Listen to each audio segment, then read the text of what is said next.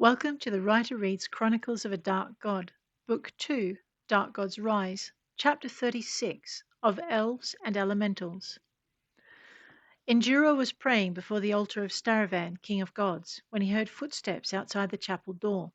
Forcing himself to relax and to keep his sword sheathed, he completed his prayer before rising slowly to his feet. Bowing his head toward the altar, he turned to see who had come for him so early in the morning. The young girl at the door dropped to her knees as he opened it. "My lord," she began, her voice clear despite her slight build, her bob-cut dark hair swinging forward to hide her face. "My lord," she stated, remaining on her knees, her head bowed. "The captain of the Eastern Gate sends his greetings and informs you that a delegation of elves from the kingdom of Okreidor, of the elven nation of Lusiiror, has arrived." She paused and took a breath. "He also informs you that the delegation consists of 20 mounted knights bearing pennant and lances, 80 lancemen, and a score of archers, another score of mixed magic wizards, and one more of priests from more than one deity, although the mist hides their colors." The messenger raised her head to meet his eyes. "The elven knight at their head questions the hospitality of closed gates and offers their aid." She took a breath, then completed the message. "I await your instruction," she said. Indura nodded, then began his reply. "Messenger, hearken to me and repeat my words as you so hear them." "Yes, my lord." "Captain, have the soldiers of the Eastern Gate stand by to honor the Lusiirorian delegation with full military accord. The royal guard will clear a path to the palace and accommodations will be prepared. The delegation is to be treated with all courtesy as befits the spirit in which they have come." He caught her eye. "Message ends. Now, repeat," he ordered, listening as the messenger dutifully repeated his message word for word. When she had completed the missive with the traditional "I await your reply," he nodded. "Proceed with all speed," he commanded, "and await the captain's reply." "Thank you, my lord," she replied, inclining her head once more toward the floor. Indura waited until she'd sprung to her feet and disappeared down the corridor leading to the palace gate and the eastern section of the city. As the sound of her footsteps died away, he hurried to his quarters, relieved to find his squire already waiting. "The steward sent me, my lord," the man explained. Enduro didn't want to know how the steward had known to send the squire. He was merely grateful the man was there. The squire continued before he could say anything in reply. "Pantiro bade me lay out your courtly attire and not to bother with the bathwater." His words ended on a slightly questioning note. "I'll not have time to bathe, Zulia," Endura said, to confirm the man had done the right thing. He saw the man's relief and went on. "As usual, Pantiro is correct in his assumptions. Now, let me dress. I want you at my side and in suitable attire before I reach the stables." Squire Zulia leapt toward the chamber's doors, coming to a halt as his hand came to rest on the handle. "Pantiro also bade me to tell you that the horses would be saddled and in ceremonial barding, and waiting for us at your private entrance." "Thank you, Zulia," Endura acknowledged, stripping his jerkin over his head. "Now hurry. I need you at my side when I ride out. Meet me at the entrance with the horses." "Yes, my lord." Zulia's voice returned faintly over the sound of his running footsteps. Listening to him go, Endura returned to the task of dressing, smiling as he did so. It was a rare pleasure to be able to do things for himself, and, as much as his squire sped his preparations, without Zulia's assistance. A knock came just as he finished the thought, a polite knock that made his heart sink. "Who is it?" he called, his voice muffled by the folds of his ceremonial shirt as he pulled it over his head. "Kieran," came the reply. "Pantiro bade me come and help." "Me dress," Endura finished sourly, the words coming out sharp in defeat. "My lord?" Kieran sounded puzzled even as he approached with confident grace. Endura decided not to enlighten him. "It is nothing, Kieran," he replied. "Pantiro has thought well. As usual," he added to himself in chagrin. Despite his annoyance, he was dressed in half the time it would have taken to dress on his own, the manservant quick with past practice. Zulia knocked at the door just as Kieran stepped away from Endura to pass a critical eye over his own clothing. "You'll do," the manservant muttered, stepping to one side. "Thank you," Endura added in exasperation, and Kieran blushed. He might have thought the man embarrassed or annoyed, save that he caught the slight upward quirk of his lip as he passed. He chose to ignore it, sweeping past his squire on his way to the palace's private entrance. "I thought I told you to meet me at the horses," he grumbled. "Pantero," his squire began, stopping when Indura rolled his eyes. "Yes, Pantero," Indura agreed, and gave a deep sigh. Zulia said nothing, but accompanied him to the side gate, just as the chief steward had, no doubt, ordered him to do. Two grooms awaited them, each holding one of the steeds from the royal stables. They bowed awkwardly as Indura and his squire approached. The Lord Knight inclined his head in acknowledgment as he accepted the reins to his mount, and Zulia did the same beside him. A new voice intruded as they did so. "Any orders, my lord?" Indura turned, surprised he hadn't seen his captain standing in the shadows of the hall. He masked both his startlement and his sudden relief as he turned to face him. "Captain Quaylen," he managed, thinking fast, "I will need the streets cleared between the east gate and the palace, and I'll need a guard of honor on the steps." He paused, took a breath, and continued, "And have Pantero—" "Have Pantero what, my lord?" the palace steward asked, closing the gate to Indura's quarters as he arrived. Indura smiled at him. "Have Pantero see the forest quarters are prepared, and also those quarters nearest the—" "Sapphire pools, my lord?" the chief steward asked, trying and failing to keep a smile from his face. "Yes, Pantero, the sapphire pools," Indura confirmed. "We have an elven delegation from Lusiiror's realm of Okreidor on our doorstep." "And will that be all, my lord?" the steward asked, all business. "A breakfast banquet in the scented garden," Indura decided, holding back a laugh as all amusement faded from the steward's face. "At once, my lord," he began, reaching for the gate. "Thank you, Pantero," Indura acknowledged, but his reply was a brusque nod and an absent-minded wave of one hand as the steward pulled the gate closed behind him. Glancing at the captain of the palace guard, Indura caught the rapidly vanishing smirk on his face. "Now, where were we?" he asked, and the captain straightened. Indura gave him a moment to gather himself. "Yes," Indura continued, "the streets cleared to the palace and an honor guard, and some of your most experienced men to volunteer as escorts and security for the delegates once they arrive."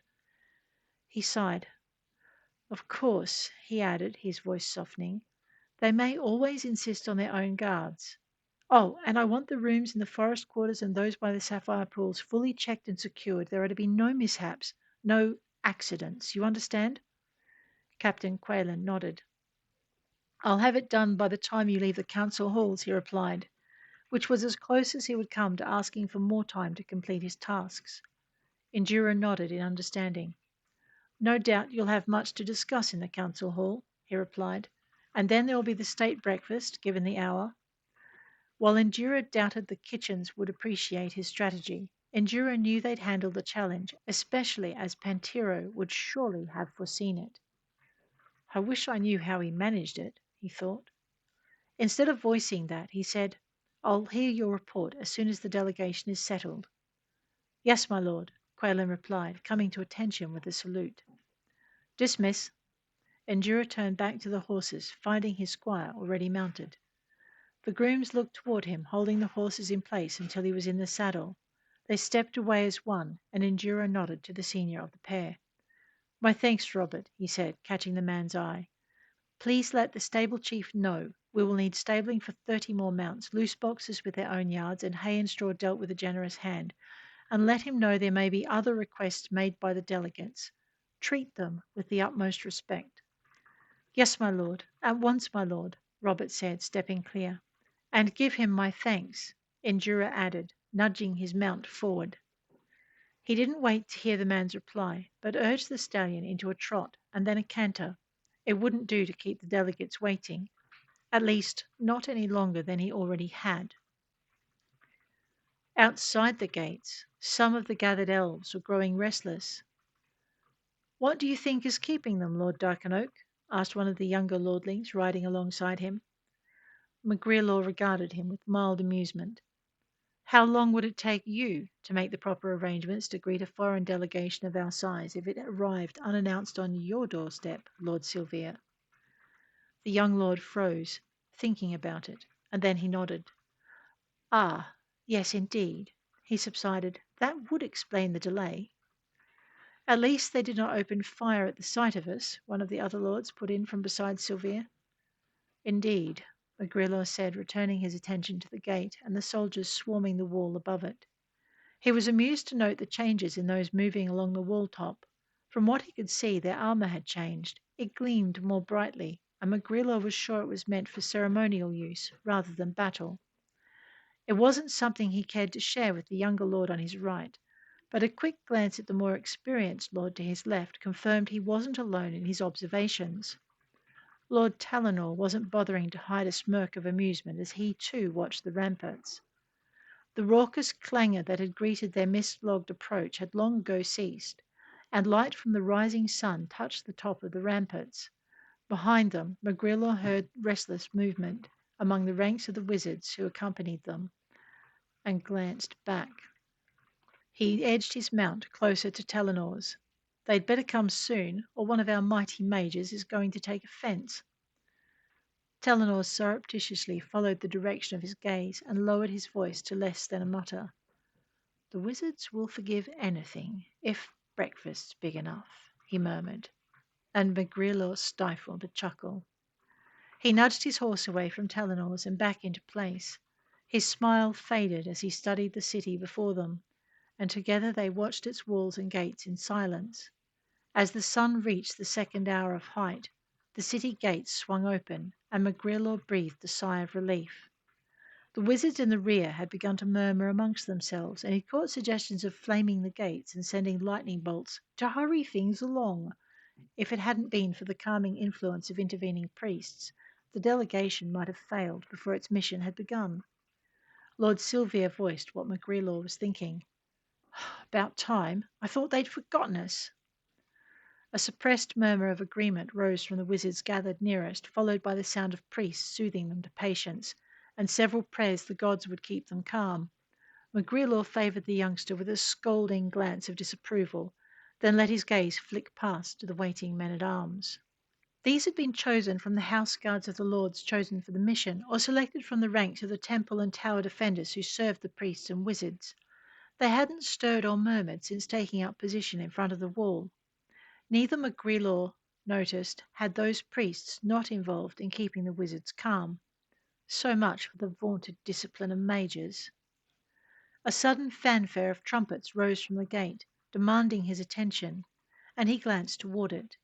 As he did, two mounted knights rode forth, followed by a brightly attired squad of soldiers. The soldiers wheeled to the left and right of the gates, forming an honour guard as the knights approached.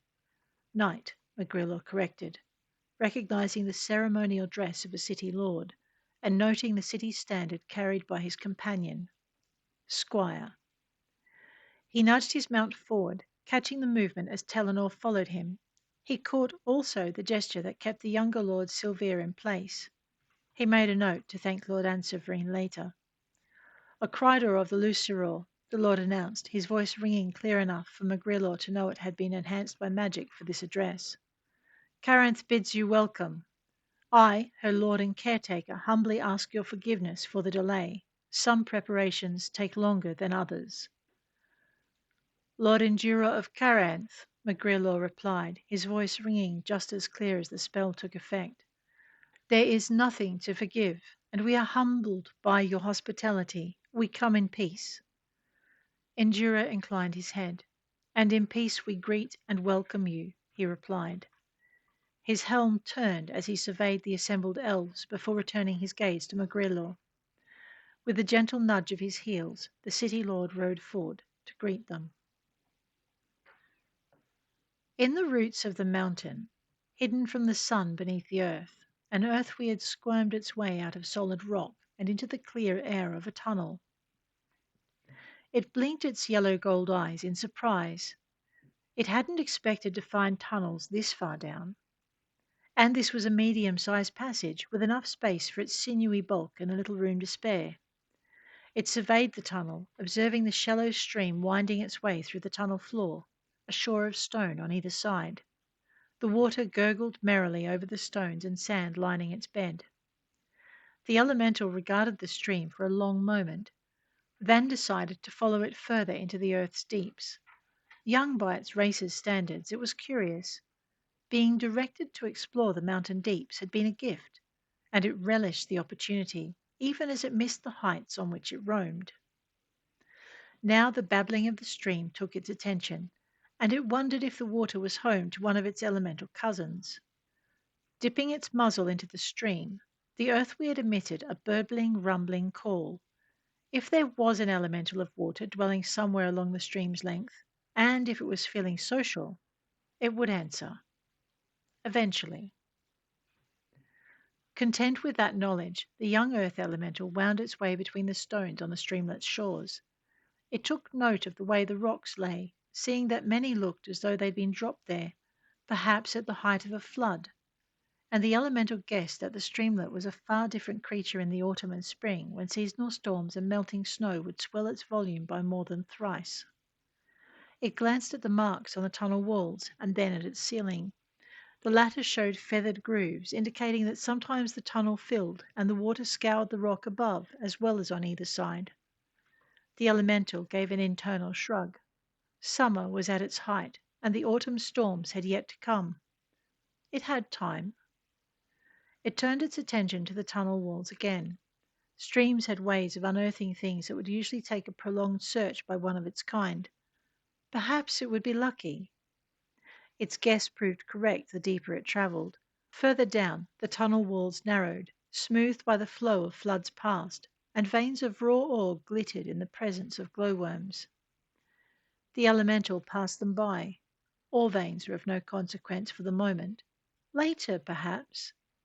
It fixed their locations in its mind, meaning to come back when its mission was complete. There would always be time later. Time moved slowly in the realm of earth. The elemental moved on. Where the stream plunged more deeply into the earth, the elemental followed the bound of its waterfall through the rock face at its back. It descended, pushing through the stone into the depths of the rock-lined pool at its base, and there it found what it was looking for. A gleam of multicolored light peering from beyond the stone, a gem considered cursed by some and beyond lucky by others, an opaline seam of brilliance some 5.5 feet across. It shone through the curtain of rock, making the creature's heart lift. This is what it sought. The elemental's eyes glowed golden with delight, and it somersaulted one slow turn through the earth and rock, and then came to rest facing the gem. The opal winked at him. Eyes still glowing with delight, the elemental swayed gently from side to side, watching the flames buried within the stone shift and shimmer with his movement. Once, when it paused, the flames continued to flicker as though they had a life of their own. The creature of earth stopped to admire the gem's beauty, and then it began to circle, inspecting every inch of the stone's perfect surface. It was looking for imperfections, the tiniest flaw. It had inspected 4 great gems before this, and all 4 had borne some mark that made them unsuitable for the Old One's prison. The Earth Lord, his Earth Lord, the one who had gone to the Elves of Lusiiror for help, had warned his minions to watch for flaws, to not select a single stone that held one, or the Old One would surely escape anew. The thought made the younger elemental shudder, as did its lord's fate, for no sooner than it had delivered its message to the elves, than its lord had succumbed to dormancy. Sadness marred the elemental's joy. Its lord fought for the world, and now had to sleep through the conclusion of the battle it had tried to aid. I will be there, it vowed, and I will guard you until you wake. With that settled in its mind, it returned to its study of the gem. A close inspection revealed neither flaw nor blemish. It was as though the gem's proximity to the flow of water had been enough to keep it clean, perfect even. The earth elemental breathed a sigh of relief and contemplated the quickest way to bring news of the opal to the next elemental lord willing to accept dormancy to see Walshira imprisoned once more, which brought it to the problem of how to move the gem to where it needed to be. The gem was far too large for it to transport on its own. Still, it was reluctant to leave the gem-bearing seam alone. or to separate it from the stone until it could carry it away. As it thought about what it could do, the waterfall's roar reminded it of its call to whatever water elemental dwelt within the stream. Pulling itself from the rocks beside the pool, it studied the water and decided it wouldn't hurt to call again. Dipping its head beneath the surface of the stream flowing from the pool's far end, it bellowed another inquiry and wondered if any of its cousins lived so far beneath the surface.